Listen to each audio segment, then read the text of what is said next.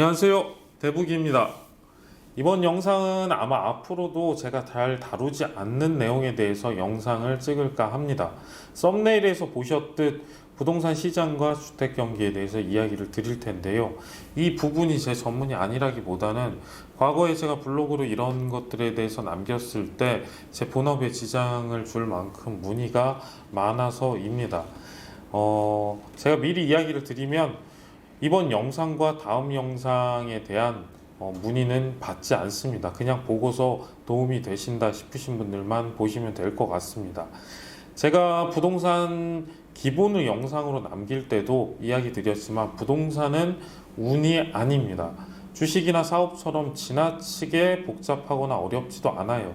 그냥 당연한 현상들을 종합해서 보면 어떻게 흘러갈지가 보입니다. 이번 영상은 그런 부분만 이야기를 드리려고 합니다. 일단 평택을 언급하기 앞서 부동산 시장의 추세에 대해서 먼저 이야기를 드리죠.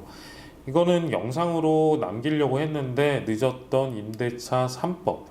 제가 예고 영상은 올렸었는데 혹시나 기다렸던 분들이 계시면 죄송합니다. 나중에 시간이 날 때 이 임대차 3법과 그리고 임대주택에 대해서는 질을 좀 높여서 영상을 제대로 올려보도록 하겠습니다. 제가 이 임대차 3법을 언급한 이유는 임대차 3법이 시행되고 나서 바뀐 현재 부동산 시장입니다. 다들 아시다시피 매매는 지금 현재 정체되어 있고요. 그리고 전세 같은 경우에는 메말라가고 있습니다. 전세는 그리고 전세가는 끝을 모르고 오름세에 있습니다. 이런 흐름은 실거주장에서 볼 수 있는 흐름입니다. 일반적으로 실거주장에서는 매매가 어려워집니다. 전세가는 상승을 하고요. 그러면 주택을 공급할 개발자들은 개발을 하지를 않습니다. 그러면 당연히 분양이 없어지게 되겠죠. 그럼 어떻게 될까요? 그러면 기존 주택들의 가격들이 상승을 합니다. 가격이 상승되면서 주택을 공급하는 공급자들이 다시 움직이기 시작을 합니다. 그러면 분양이 늘어나게 되겠죠. 시장에서는 높아진 전세가와 매매가 사이에 갭을 투자하는 이들이 뛰어듭니다.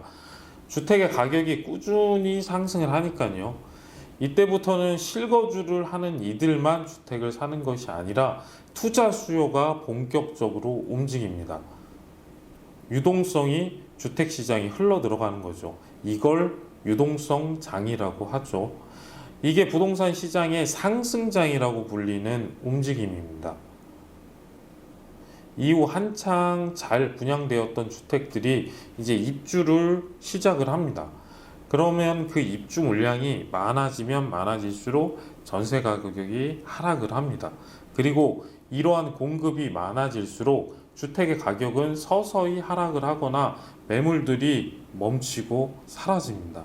이게 부동산 시장의 하락장이라고 불리는 움직임입니다. 지금 제가 말씀드린 게 일반적으로 부동산 시장을 지배하는 이 추세의 흐름입니다. 그 중심은 항상 서울이고요. 이 부분은 저보다 훨씬 더 내가들이 많기 때문에 한번 찾아보시고 따로 공부를 하셔도 됩니다.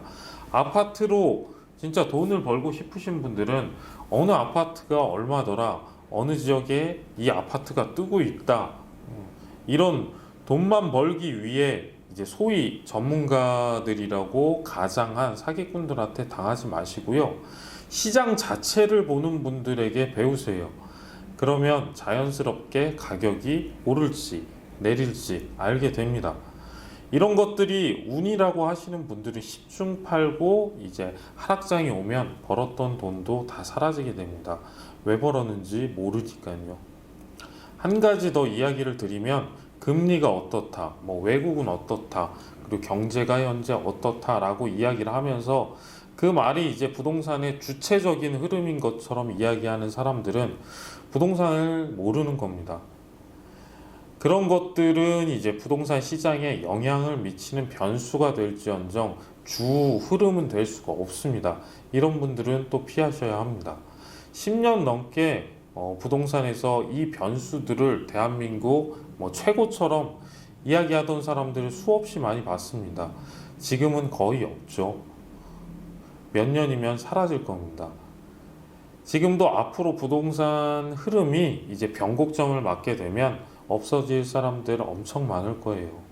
그때 보면 진짜 누가 제대로 된 사람이었는지 알 수 있습니다. 부동산은 시장에 대한 공부가 필수고 기본입니다.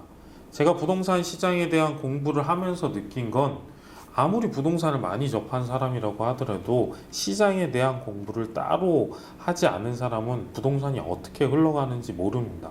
10년을 넘게 부동산에 관련된 업에 있어도 1년 부동산 시장을 공부한 사람만 모릅니다. 시장만이 아니라 부동산을 모릅니다. 조금 전 이야기 드렸지만 이런 부분은 저 말고 다른 분들이 더 잘 알고 있으니 그분들을 찾아서 배우세요. 다시 추세에 대해서 이야기를 드리면 지금은 이 흐름이 살짝 엉켜있는 상황입니다. 입주 물량이 넘쳐나던 시기 2018년, 2019년 구간 동안에 전세와 주택의 가격의 하락이 없었습니다. 여러 원인이 있겠지만 가장 큰 건 공급이 막혔고요. 그리고 늦어졌기 때문입니다. 그리고 임대차 3법이 큰 역할을 했죠. 공급은 소규모 공급, 청년주택이나 가로정주택 정비였고 정비사업으로 공급돼야 될 것들은 막혔죠. 이렇게 늦어진 건 다들 아실 테고 임대차 3법은 사실상 임대기간이 2년에서 플러스 2년까지 4년이 된 것이 큰 이유였습니다. 과거 1989년도 말에 임대차 보호법이 개정이 됐습니다. 1년의 임대기간이 2년으로 그 당시 늘었었죠. 그 당시 이제 공급이 본격화되기 전까지 몇 년간 전세 가격이 큰 폭으로 올랐습니다. 보시면 지금과 거의 유사한 상황입니다. 미래에는 과거를 보면 많은 부분을 알 수가 있습니다. 당연히 전세를 2년 후에 원하는 대로 올리지를 못하니까 올릴 수 있을 때 큰 폭으로 올리는 건 당연한 일입니다. 그런데 지금 전세마저 거의 물건을 구할 수가 없습니다. 그러니까 지금의 이런 전세 흐름이 나타날 수밖에 없는 겁니다. 저를 블로그 시절부터 보셨던 분들은 아시겠지만 이번 정부 시작부터 공급이 문제라고 계속 이야기를 했었습니다. 그걸 나중에서야 이제 반만 인정을 하고 본격적으로 공급 대책을 내세운 것이 바로 3기 신도시와 임대사업자 말소였죠. 3기 신도시 물량은 실질적으로 서울에 큰 영향은 없겠지만 이마저도 이제 2026년은 되어야 효과를 볼 것이고 그래서 나온 것이 이제 단기적으로 이 임대사업자들의 주택이었죠. 정부에서 이 임대 등록 말소로 쏟아질 주택이 2021년만 46만 채 정도라고 합니다. 최근 이걸로 시끄러웠었죠. 이 중에 서울이 한 14만 채 가량, 그리고 경기도가 10만 채 가량, 부산이 5만 채 가량 정도 됩니다. 이 숫자면 많긴 많습니다. 연간 서울의 주택 거래량이 10만 채 정도이고 경기도 같은 경우는 연간 거래량의 70% 정도가 나오는 겁니다. 확실히 단기적으로 공급 효과를 가져올 수 있는 수이긴 합니다. 그러나 임대주택 이제 자료가 오픈되어 있는 곳들이 있어요. 여기 지자체들을 가서 한번 임대주택 현황을 살펴보면 아파트의 경우 20%가 안 됩니다. 대부분이 이제 다세대 주택이나 다가구 주택, 오피스텔, 도시형 생활주택입니다. 이제 마포구 같은 경우를 보면 임대주택 만료로 나오는 주택의 15.6%, 그리고 동대문구 같은 경우에 17.7%, 강남의 송파구 같은 경우에도 18% 정도밖에 되지 않습니다. 특히 이제 서울 같은 경우는 아파트가 아닌 오피스텔이나 도시형 생활주택의 공급량만 늘린 과거에 있었죠. 이명박 정부 때. 그때를 보면 지금의 이런 주택의 공급의 영향은 거의 없는 주택들이라는 것을 알 수가 있습니다. 지금의 부동산 시장은 일반적인 추세에서는 조금 벗어나 있습니다. 정부를 원인이라고 지목하시는 분들이 많을 텐데 그것도 있긴 있겠죠. 그런데 70년대 본격적으로 도시가 생기기 시작한 게 대한민국입니다. 그리고 처음 정비사업 시기를 맞이하는 대한민국이라는 변수도 있습니다. 제대로 대처를 지금 하지를 못하고 있는 거죠. 그냥 두었으면 시장의 흐름대로 지금은 이제 대규모 입주 물량이 지나온 시기입니다. 실거주장이 가격의 안정이나 하락 없이 지금 현재 시장을 보면 바로 진입을 했습니다. 이 실거주장의 특징은 주택이 투자 목적이 아니라 주거지의 목적이 강하기 때문에 규제의 영향을 크게 받지 않는다는 것입니다. 그게 현재 부동산 시장의 상황이기도 하고요. 이제 2023년 입주 물량이 늘어나는 시기가 옵니다.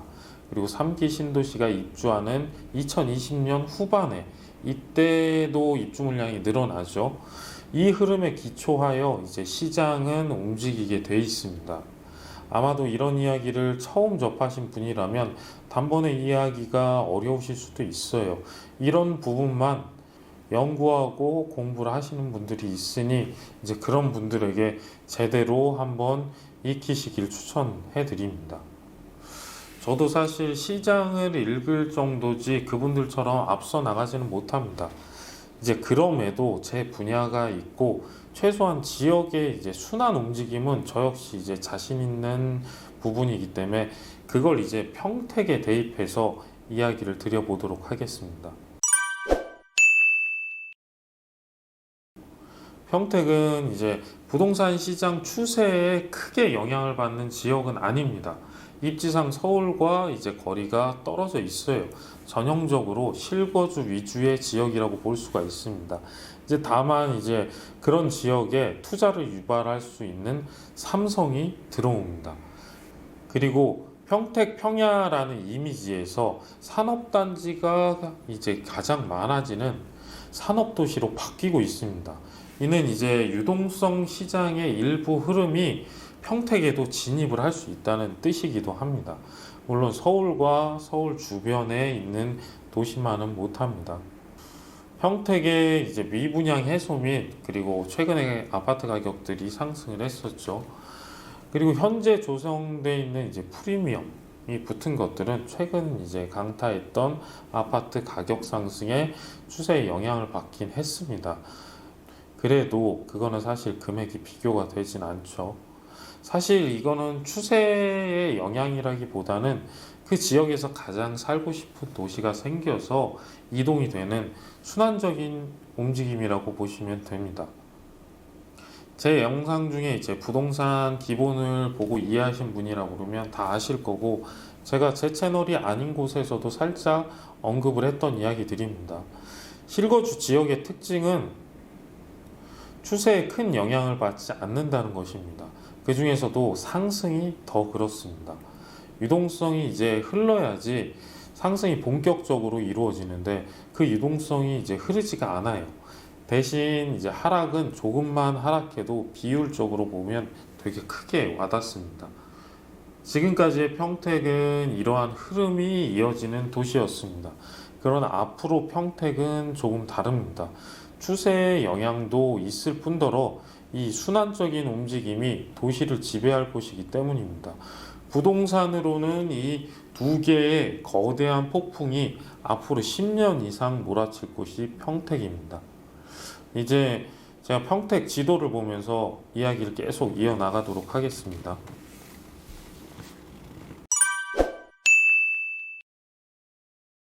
고덕 국제신도시와 고덕 일반산업단지, 이건 뭐 그간 영상으로도 많이 이야기를 드렸으니까 아실 겁니다.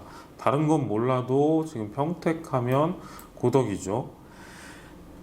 세계에서 가장 큰 반도체 생산 라인이 들어오는 곳이 이쪽이죠. 지금도 뭐 1기, 2기 가동 중이고요. 그리고 3기가 지금 현재 공사 중입니다. 그리고 앞으로도 계속 지어질 예정이고요. 그리고 고덕 이쪽이 이제 국제 신도시. 고덕 국제 신도시는 직주 근접 도시인 만큼 이 이점을 가진 수도권 마지막 2기 신도시고요. 조용하던 평택에 지금 이만한 일들이 벌어지고 있기 때문에 당연히 도시의 순환 움직임은 앞으로 격해질 수밖에 없습니다.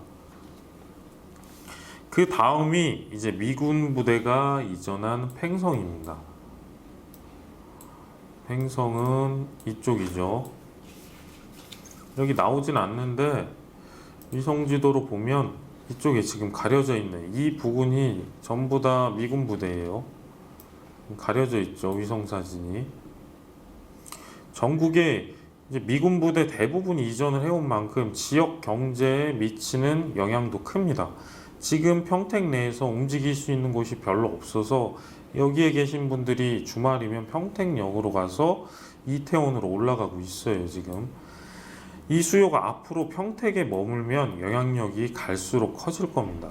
이제 미군 부대와 가족들이 4만 5천 명, 그리고 여기에 관계된 인원만 10만 명입니다.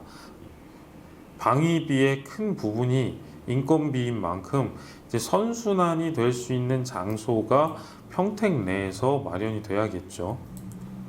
이제 위성 다시 일반으로 돌려서 세 번째는 바로 여기에 보이시는 평택항입니다. 방금 이야기 드린 이제 미군 부대도, 그리고 먼저 이야기를 드린 고덕, 이 삼성도 이곳에 자리 잡은 이유가 가장 큰 게 이 평택항입니다. 평택항은 현재도 계속 공사 중에 있죠. 최근 코로나19로 인한 전 세계적인 팬데믹 상황 속에서도 여기는 지금 물동량 증가율이 전국 최고입니다. 2030년까지 선석을 이제 92선석까지 늘리고 있는데 총 부지만 648만 평이나 됩니다. 고덕 신도시보다 크고요. 여의도의 3배가량 되는 면적입니다. 딱 봐도 엄청 크죠, 지금 면적이. 이렇게 성장할 수 있는 원동력 중 하나가 보시면 천혜의 지리적 이점이 있기 때문입니다. 내륙에 둘러싸여져 있어요, 평택항이. 이 위치는 해일이나 태풍의 피해가 거의 없는 위치입니다. 또한 여기가 해수면이 낮을 때도 평균 14m 수심을 유지하고 있기 때문에 7만 톤급 이상의 선박이 대기 시간 없이 바로 접안이 가능하고요. 안개일수가 26.3일밖에 되지 않아서 1년 내내 접안이 가능합니다. 이런 이점, 부산항, 광양항에 이어 세 번째로 여기가 이제 자유무역구역으로 지정이 되었죠. 여기 평택강 안에 이제 항만 배후단지, 이 배후단지는 고덕 일반산업단지와 비슷한 104만 평 규모로 조성 중에 있습니다. 현재 자유무역 지역이라고 보이시나요? 놀라운 것은 이제 대한민국 최초로 상업시설이 이 항만 배후단지로 들어간다는 것입니다. 이거는 중국뿐만이 아니라 평택항이 대중국 무역의 대부분을 담당하고 있죠. 이 중국뿐만이 아니라 세계화를 겨냥한 항만으로 거듭나겠다는 의지인 것이죠. 이러한 이제 항만을 갖춘 덕에 미군 기지도 그렇고요, 삼성도 그렇고, LG도 그렇고, 이 물류 비용을 획기적으로 감소할 수 있기 때문에 평택에 자리를 잡게 된 큰 이유가 된 것입니다. 이 평택항이 계속 커지면 어떻게 될까요? 광양항이나 부산항, 인천항이 있는 도시들은 어떻죠? 평택 전반은 몰라도 이 평택항으로 이 일대는 변화할 수밖에 없습니다. 평택은 지금 이야기들이 이 세 군데 외에도 주목해야 될 곳은 많습니다. 그래도 그곳들 중에서도 가장 으뜸인 곳들이 제가 이야기드린 이 세 곳입니다. 이 세 군데를 모르면 평택의 앞으로 변화를 제대로 인지할 수가 없어요. 이번 영상은 여기까지 하고 다음 영상에서 조금 더 디테일하게 이야기를 드리도록 하겠습니다.